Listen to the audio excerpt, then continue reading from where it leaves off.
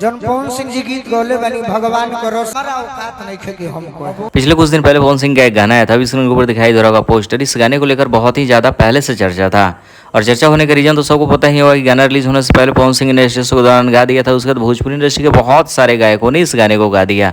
अनुपमा यादव, बाकी बहुत सारे लोग ऐसे थे जो गाना गा कर रिलीज कर दिए। तो फिर पवन सिंह की टीम वाले ने थोड़ा सा उस गाने पर स्ट्राइक देकर उस गाने को हटवाया। बाकी स्टेज शो के दौरान बहुत सारे लोगों ने गाया।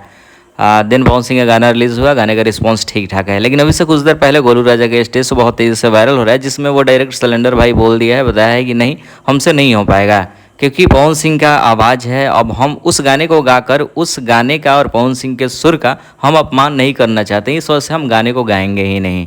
तो इन सभी बातों को, अपनी बातों को लिखिए कि ये भोजपुरी इंडस्ट्री के किसी सिंगर के सम्मान के लिए ही गोलू राजा ने ऐसे बोला है। बाकी गाना चाहते तो कोई भी आदमी कोई भी गाना गा ही देता है।